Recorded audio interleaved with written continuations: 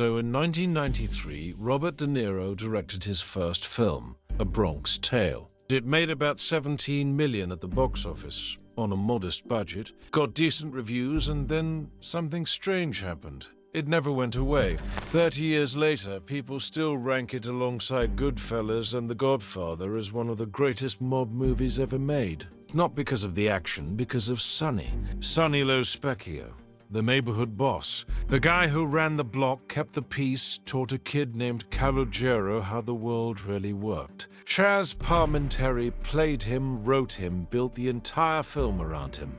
And for 3 decades, every interviewer asked the same question. Who was the real Sonny? Palminteri dodged it every time, smiled, changed the subject, said it was a composite, multiple people, nobody specific. Then in 2204, the name surfaced publicly. Multiple sources attributed it directly to Palminteri. Giovanni Ormento, Big John Ormento, the capo regime in the Lucchese crime family, one of the biggest heroin traffickers in New York City history, a man connected to the French connection pipeline that flooded America with narcotics through the 1950s and 60s. The movie gave you a wise, charismatic gangster who taught a kid about life. The real man destroyed entire neighborhoods with heroin and died behind bars. Palminteri kept that name buried for 30 years. This is the story he never wanted you to fully understand. Calogero Lorenzo Palminteri,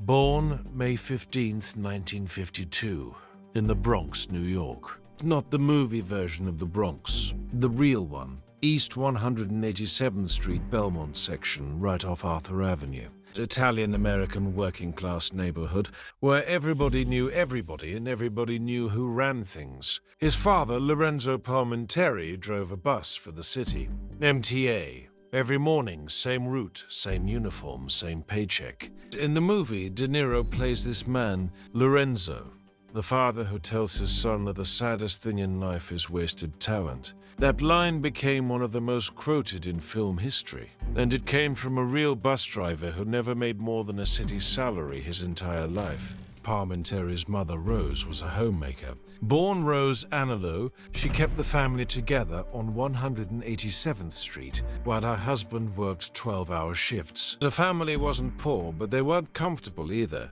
This was the 1960s Bronx, before the burnouts, before the decay, but already tipping. The neighborhood had 2 economies running at the same time. The one where your father drove a bus and brought home a check, and the one where certain men on the corner drove Cadillacs and never seemed to work at all. Palminteri grew up seeing both, and he saw them collide when he was 9 years old. The shooting, in both the play and the film, young Calogero witnesses a man get shot on the street. He sees who did it. The cops come. He doesn't say a word. In the movies, Sonny rewards him for keeping quiet and takes him under his wing. Palminteri has confirmed in multiple interviews that this actually happened. He did witness a violent incident as a child. He didn't talk. And a man in the neighborhood noticed. That man took an interest in the kid who kept his mouth shut. That man was the real Sonny. Giovanni Big John Ormento was born on August 1st, 1912. He ran operations in the Belmont section of the Bronx and the East Harlem section of Manhattan. He was a capo regime, a captain in the Lucchese crime family during the 1950s and 60s. But calling him a captain undersells what he actually was. Ormento controlled what was known as the 107th Street mob in East Harlem. That's Manhattan, not the Bronx. This wasn't a crew that ran numbers or shut down bakeries. This was one of the largest heroin distribution networks in the United States, and it was connected to something much bigger, the French connection. If you've seen the 1971 film, you know the general shape. Heroin manufactured in labs in Marseille, France, shipped across the Atlantic and distributed through the Italian mob in New York. But what that movie doesn't fully show is the American end of the pipeline.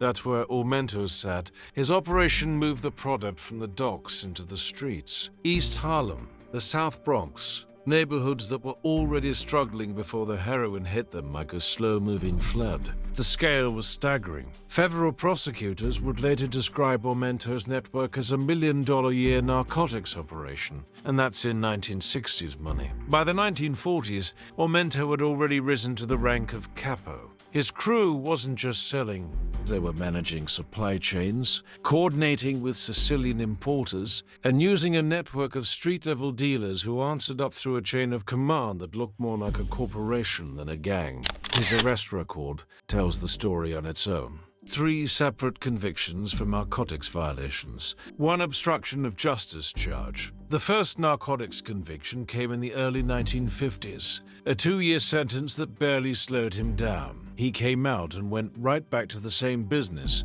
bigger than before. In 1957, Ormento attended the Appalachian Meeting, the infamous gathering of over 60 mob bosses at Joseph Barbara's estate in upstate New York. State police stumbled onto it and raided the property. The fallout was enormous. For the first time, the American public and the federal government had undeniable proof that a national organized crime network existed. J. Edgar Hoover, who had spent years denying the mafia was real, could no longer pretend. Ormento was there. He was important enough to be invited, and important enough for the FBI to start building a file. The New York Times article from December 1957 records Ormento invoking the Fifth Amendment when called to testify before the Joint Legislative Committee about the Appalachian Gathering. The feds came for him seriously in the early 1960s. Ormento and 12 co-defendants were convicted of conspiracy in what prosecutors described as a massive narcotics operation. He fought the charges, appealed, delayed, the standard mob playbook, but it only bought him time. His third and final narcotics conviction came later. The sentence was lengthy. Federal time with no realistic chance of release. Giovanni Big John Ormento died in federal prison in 1974. He was 62 years old. No headlines, no funeral procession covered by the press. Just a file closed in a federal records office. Now compare that man to the Sonny you saw in the movie. In A Bronx Tale, Sonny LoSpecchio is magnetic. He controls the block, sure. People owe him money, and there's violence in his world. But the movie frames him as a philosopher, a man with a code. So he teaches Calogero about loyalty, about respect, about when to walk away. The door test. Sonny tells Calogero to watch what his date does when he walks around to the driver's side of the car. If she doesn't reach over and lift up that button so that you can get in, dump her. That became one of the most famous pieces of dating advice in American cinema. Audiences loved it. It showed Sonny as perceptive, thoughtful, someone who understood people. That line came from a neighborhood where the local boss ran a heroin pipeline. Mickey Mantle doesn't care about you. Another Sonny classic, Calogero idolizes the Yankee slugger, and Sonny tells him that Mantle doesn't know he exists, doesn't care if his father can't pay the rent. The message, don't worship strangers, respect the people who actually show up for you. Beautiful idea. Universally true. Also delivered by a character based on a man who helped destroy the very community his admirers lived in, the biker bar scene. Now yous can't leave. Sonny locks the door and his crew beats a group of bikers who'd been causing trouble in the neighborhood. It's one of the most replayed scenes in mob movie history. Palminteri has said this was based on a real incident. He actually witnessed a similar confrontation involving local wise guys and outsiders who came into the wrong bar. A former Hells Angels member who reviewed the scene publicly said it was one of the most realistic depictions of a bar brawl he'd ever seen in a film. But here's what Palminteri did, and it's actually brilliant from a storytelling perspective. It took the emotional truth of his childhood, a kid who was drawn to a powerful man in the neighborhood who received attention and wisdom from someone his father couldn't compete with on a surface level, and he stripped out the heroin. He stripped out the French connection, stripped out the federal indictments and the prison death. He kept the feeling and threw away the facts. The result is one of the most beloved characters in crime film history, a gangster you actually root for. A man who dies tragically at a bar shooting, mourned by the kid he mentored. Roll credits. The real Ormento didn't die in a bar, he died in a cell. Nobody made a movie about his death. The communities his heroin operation helped poison didn't mourn him. The movie didn't make itself, and the story of how it got made is almost as wild as the film. Palminteri started writing A Bronx Tale as a one-man play. He'd been working as a bouncer in New York, got fired for refusing to let a Hollywood agent skip the line, Swifty Lazar of all people, and decided he was done waiting for someone else to give him a career. He'd tell his own story. So in 1989, he started performing A Bronx Tale as a one-man show at Theatre West in Los Angeles. He played all 18 characters himself. The show caught fire. Word got around Hollywood fast. Studios came calling. Offers started piling up. Here's where Palminteri made the decision that defined his career. Studios offered him up to $1 million for the screenplay. $1 million, and the man had $200 in the bank. He said no. Every time his condition was non-negotiable. He had to play Sonny, and he had to keep control of the script. No rewrites by studio writers. No change in the ending to make it more commercial. Every major studio passed. They wanted the story, but not the terms. Then Robert De Niro came to see the show. De Niro watched the play and went backstage. He wanted to direct it. He'd never directed a film before, but he wanted this to be his first. And he agreed to Palminteri's terms. Palminteri would play Sonny. The script stayed intact. De Niro would act in the film as Lorenzo, the bus driver, Palminteri's father. Think about what that means. A guy with $200 in the bank turned down $1 million because he believed the story had to be told his way, and the gamble paid off because Robert De Niro, one of the biggest actors in the world, walked into a small theater one night. The film opened on September 29, 1993. Budget estimates range depending on the source.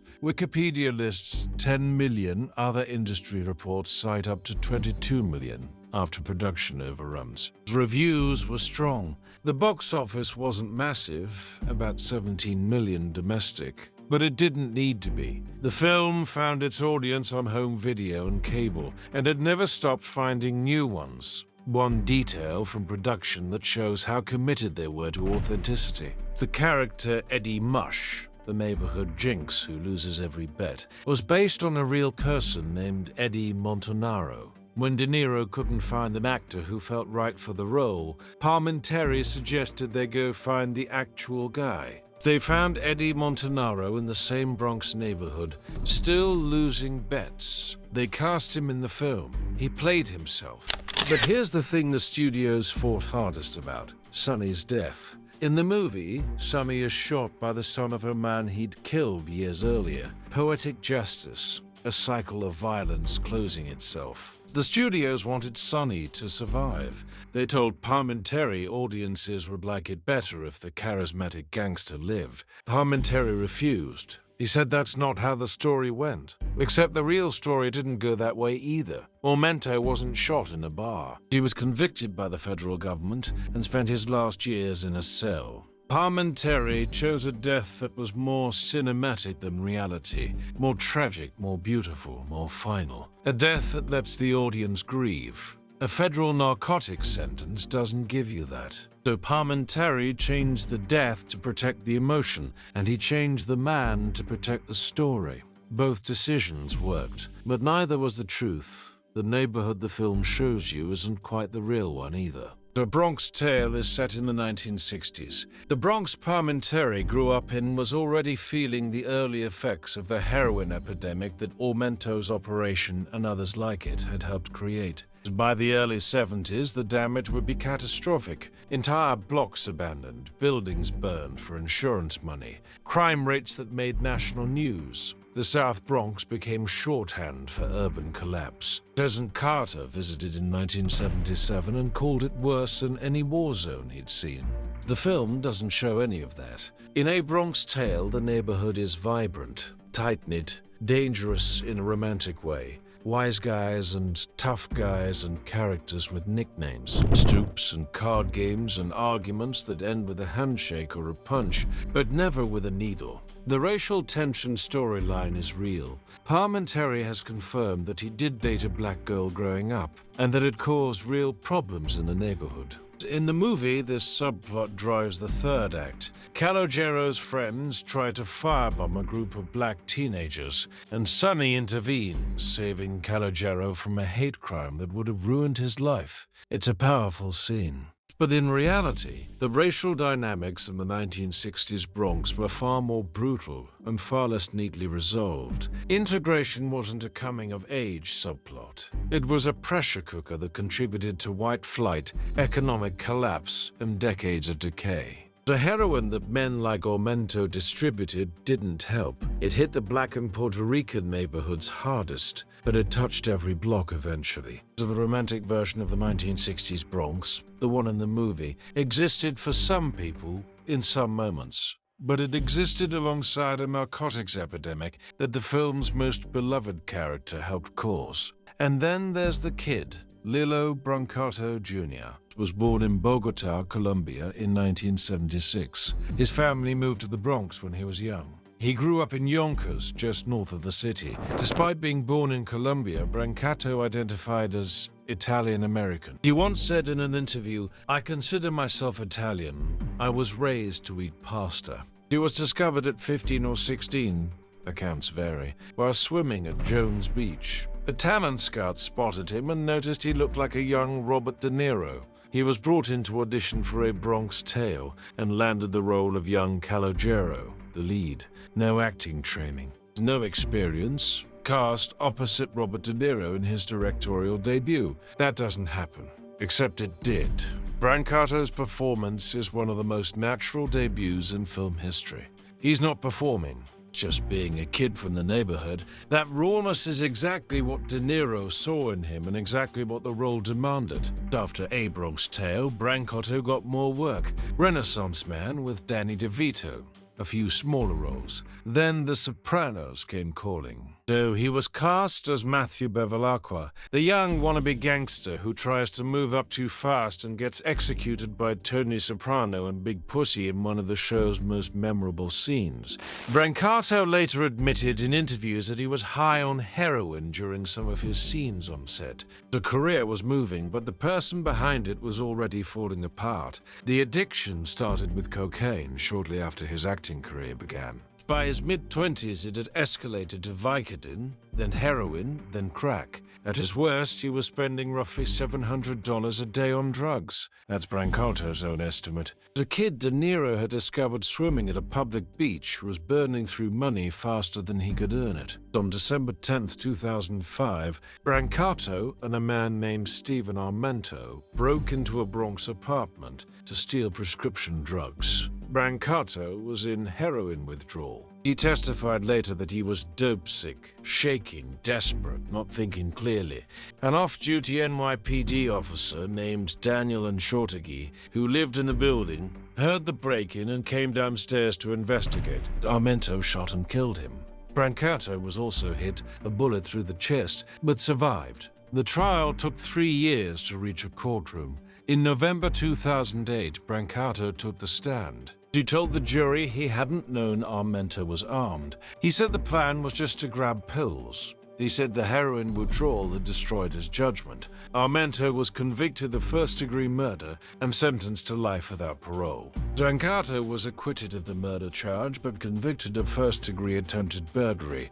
The judge gave him 10 years. He was released on parole on December 31, 2013. He'd served 8 years. The entire point of the movie is a father trying to keep his son away from the street. Lorenzo drives the bus, comes home, tells Calogero that the gangsters on the corner are not role models. Sonny, for all his charm, represents the path that leads to destruction. The working man's dignity is the point of the whole film. The kid who played Calogero, the character who's supposed to learn that lesson, ended up in prison after a burglary connected to a heroin addiction. A cop died. The cautionary tale the movie was trying to tell became the actual life of its young star. Brancato is out now. He works as a counselor and mentor at a rehabilitation center in New Jersey. He's spoken publicly about his addiction, his guilt, and the officer's family. He's been sober for close to 20 years. He's doing the work. But the irony doesn't go away. The Bronx Tale warned him, and it wasn't enough. De Niro dedicated A Bronx Tale to his own father, Robert De Niro Sr., who died on May 3rd, 1993, the same year the film was released. He never got to see what his son's directorial debut became. Palminteri's father had a different story. Lorenzo Palminteri lived to see the film. He lived to see it become a classic. He lived to see his son's career built on the story of a bus driver's dignity. Lorenzo died on February 28, 2008, at 88 years old. He saw all of it. Two fathers, one who missed everything, one who saw it all. The last image the film leaves you with is Lorenzo and Calogero walking together, father and son, the bus driver one. Sonny is dead, and the kid chose the right path. That's the ending Palminteri fought for, turned down $1 million for, held the studios off for, waited years for the right director for. In his mind, it was the truth. But was it in real life? The neighborhood didn't get a clean ending. The heroin Ormento helped distribute continued to devastate the Bronx long after he went to prison. The racial tensions didn't resolve in a single conversation on a stoop. The kid who played the lead went to prison himself, and Palminteri spent 30 years protecting the identity of a man who ran one of the most destructive narcotics operations in New York history. Not out of loyalty to the man, but because the story worked better without the truth. That's what A Bronx Tale never showed you. Not just who Sonny really was, but what it cost to turn a heroin kingpin into a life coach. The movie taught a generation that the neighborhood gangster might have something valuable to say. And maybe he did, but what he did for a living mattered too. And that part, Palminteri left on 187th Street, where he found it. A Bronx Tale is a great film. Palminteri wrote something that resonates with anyone who grew up between two worlds, the legal one and the one that paid better. De Niro directed it with restraint and warmth. The performances hold up 3 decades later, but the real Bronx Tale is darker, messier, and more honest than the one they put on screen. Giovanni Big John Ormento wasn't a mentor. He was a narcotics trafficker who helped poison the very neighborhood the film romanticizes. The charming gangster who teaches a kid about life lessons was, in reality, one of the reasons that kid's neighborhood would burn within a decade. Palminteri turned down $1 million to protect this story. He fought studios to keep Sonny's death in the film. He hid the real name for 30 years, and in the end, the story he told is one of the greatest one-man show-to-movie adaptations ever made. But the truth would have made a different film. One where the mentor's hands aren't clean. One where the kid doesn't just walk away. One where the neighborhood doesn't look like a postcard. If this one surprised you, the next one goes deeper. We're pulling apart a film everyone thinks they understand, and the real people behind it are more complicated than anything Hollywood put on screen. I'll see you there.